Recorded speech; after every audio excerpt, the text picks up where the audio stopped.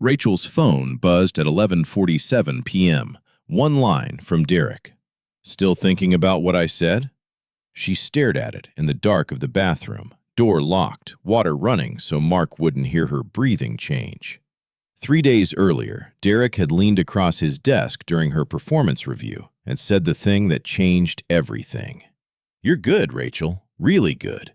But good doesn't get you senior director. I do." He'd smiled like it was a joke. It wasn't. "You know what I need from you. The rest takes care of itself." She hadn't answered him then. She was answering him now. With silence, with a locked door, with a heartbeat she couldn't slow down. Downstairs, dinner had been quiet. Mark pushed pasta around his plate, distracted, barely looking up. "You're quiet tonight," she said. "So are you," he said. Neither of them pushed. That was new. They used to push. She told herself it was nothing, just a bad week, just two tired people who loved each other and forgot to say it out loud. "It's just dinner," she told herself the next night, sitting across from Derek at a restaurant 2 towns over, where no one from the office would see them. "It's just networking. It's just business." It wasn't. By the time she got home, it was past midnight. Mark was still awake, sitting in the dark living room with the TV off, like he'd been waiting. "Big meeting?" he asked. Not a question, a statement wearing a question's clothes. "Something like that." Her voice came out steadier than she felt. Mark nodded slowly. He didn't ask more. He didn't accuse her. He just looked at her for a long moment, the kind of look that used to mean, "I know you better than you know yourself," and said something that made her stomach drop. "You've seemed distracted lately." He stood, walked toward the stairs, then stopped. "I have too, actually." He went up to bed without another word. Rachel stood alone in the living room, Derek's cologne still faint on her jacket, and told herself Mark meant nothing by it. She had no idea he'd already made a decision, one that had nothing to do with her promotion, and everything to do with never needing this company or her to build his future again. Mark's resignation letter sat finished in his laptop bag for 4 days before he handed it in. He hadn't told Rachel. He hadn't told anyone except Tom. They met at a coffee shop across town, far from either of their offices. "You're really doing this now?" Tom asked, sliding into the booth. "With everything going on at home?" "Especially because of everything going on at home." Mark didn't look up from his laptop screen, where a spreadsheet of client contacts glowed back at him, names he'd spent 6 years building trust with.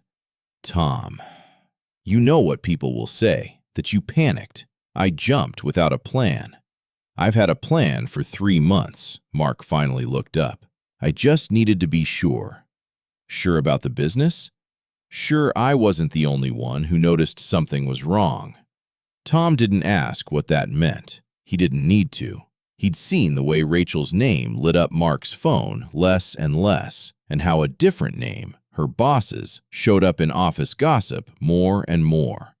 "So what's the plan?" Tom asked instead. Mark turned the laptop around. 5 client names highlighted in yellow. All of them are frustrated with slow service at their current firm. All of them people Mark had quietly kept in touch with for over a year, doing them small favors that cost him nothing and meant everything.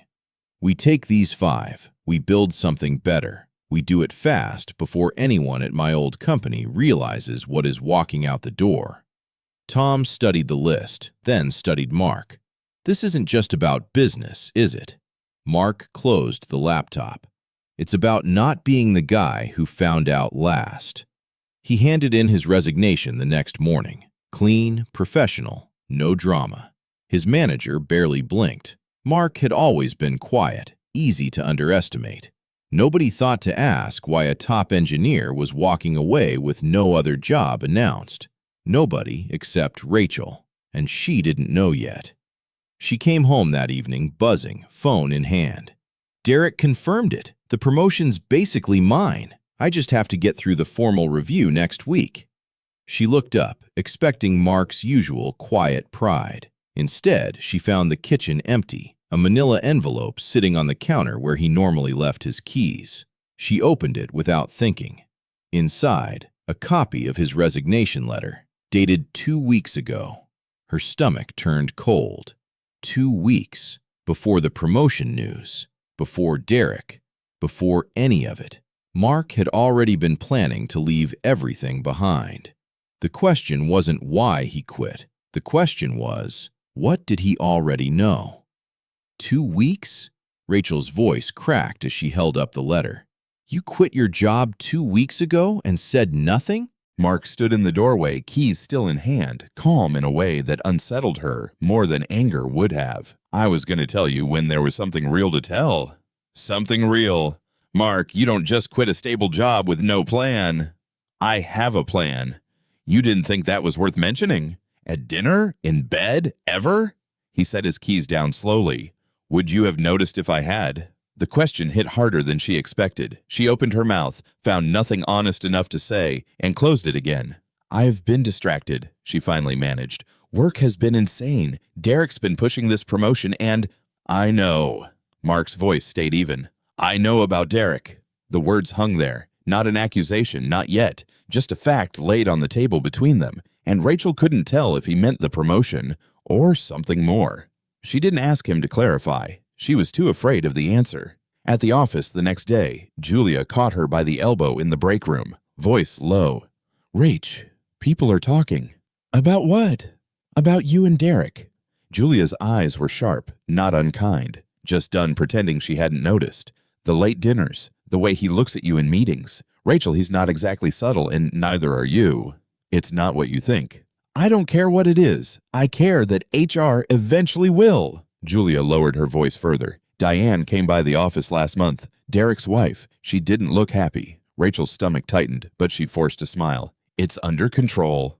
It wasn't. 3 days later, the promotion came through. Senior director, her name on the door, a bigger office, a bump in salary that should have felt like victory. It felt like static. Derek congratulated her in the hallway with a handshake too formal for two people who'd shared a hotel room in another city. You earned this, he said, loud enough for anyone nearby to hear. Then quieter, as he walked away. We should cool it for a bit, just until things settle. Things settle. Like she was a variable in his risk equation, not a person. That night, her phone rang.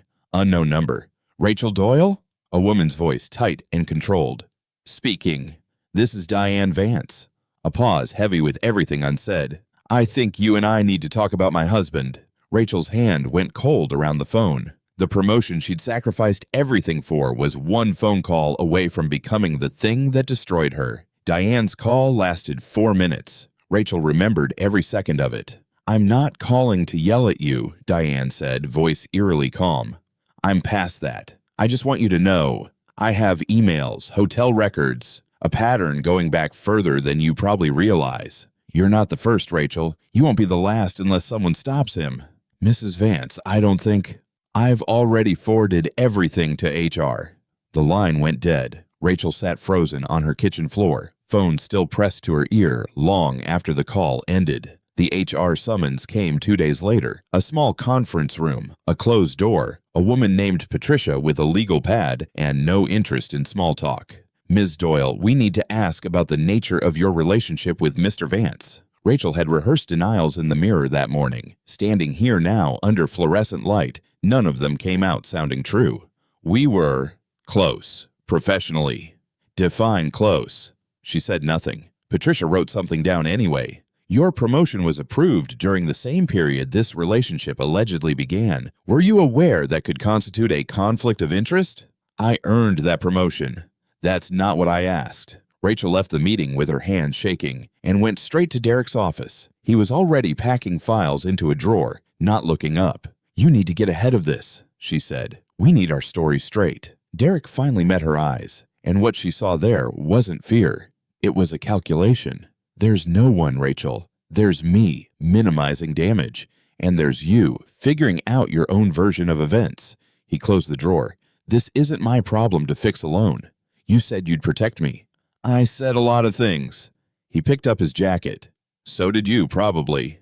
To your husband.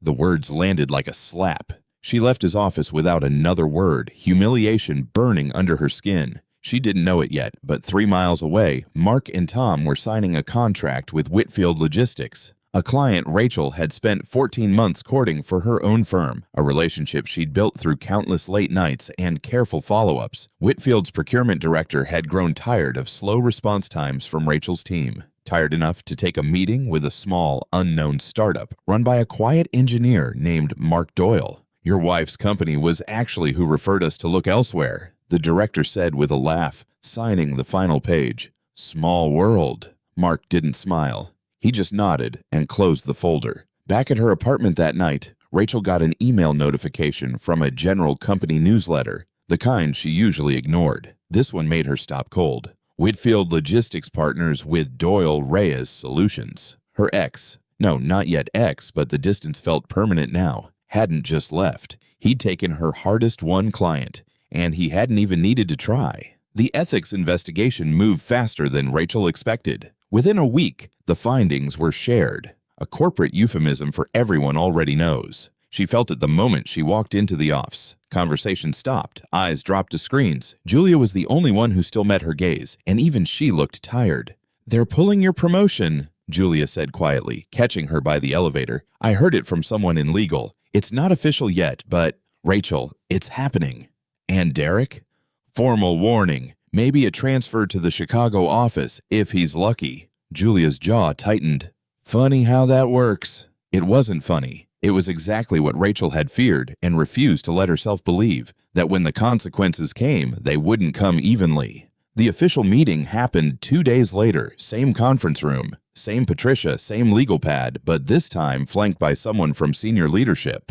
"Given the conflict of interest and the appearance of impropriety in your advancement, the company is rescinding your promotion, effective immediately. You'll be placed on a 30-day administrative leave while we determine next steps." Rachel sat very still. Next steps meaning what? Termination? "That will depend on the review." She already knew the answer. She found Derek in the parking garage that evening, waiting by his car like he'd known she'd come. "You knew this would happen," she said. "You knew, and you let me walk into that promotion anyway." "You knew what this was, Rachel." His voice was flat, tired, done performing charm. "You wanted the title. I wanted whatever this was. We both got something. This is just the bill coming due. I thought I mattered to you." Derek almost laughed, and that was worse than if he had. "You mattered to me. Good quarter, good report, good optics having a rising star like you on my team. That's not nothing. It's just not what you wanted it to be." He got in his car and drove off, and Rachel stood alone in the concrete silence, finally understanding she'd traded her marriage for a man who'd never once seen her as anything but useful. 3 days into her leave, the notification came across her personal LinkedIn, the algorithm cruelly certain she'd want to see it. Doyle Reyes Solutions announces partnership with Whitfield Logistics, welcomes 2 new senior hires, Priya Anand and Sam Callahan. She knew both names, her own former team members, people she'd trained, mentored, trusted. She scrolled through the comments with a hollow feeling spreading in her chest. Congratulations poured in. Someone had tagged Mark directly. "Incredible growth in 6 months. What's the secret?" His reply, simple and calm. "Hire good people. Treat them right. The rest takes care of itself." The same words Derek had said to her months ago in a very different context, and somehow, coming from Mark, they sounded like the truth finally landing where it belonged. Rachel closed the app and sat in the quiet of an apartment that used to be a home, watching everything she'd built and everything she'd sacrificed it for fall apart in the same week. 6 months later, Rachel found the magazine article by accident, a local business feature shared by a mutual acquaintance who probably didn't realize what it would do to her. From layoff to launch, how Doyle Reyes Solutions became the firm everyone's watching.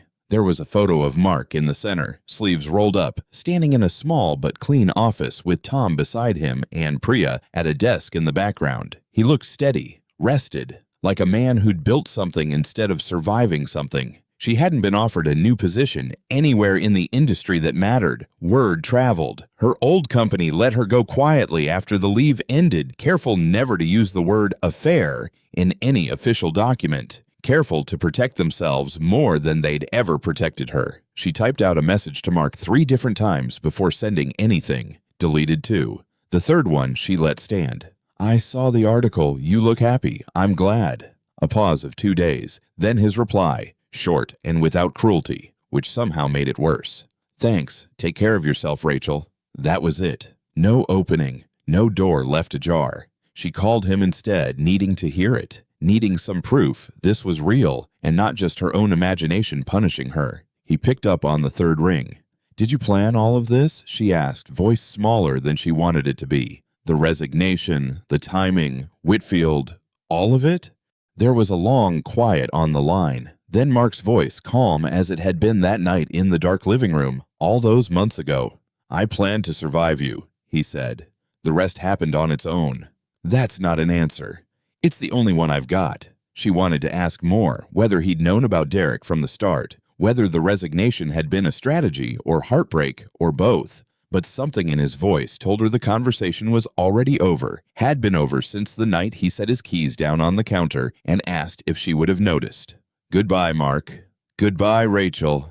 The line went dead. She sat by her window that night, scrolling through news of Doyle Reyes Solutions signing another client, watching a life she used to share with someone thrive without her in it, while her own name showed up nowhere except in a closed HR file and a story people at her old office still whispered about. She'd wanted a promotion badly enough to gamble everything on it. In the end, she'd lost the marriage, lost the career, and watched the quiet, underestimated man she once overlooked build something extraordinary out of the wreckage she left behind. The title had never been the real prize. She understood that now, long after it mattered, and far too late to take it back.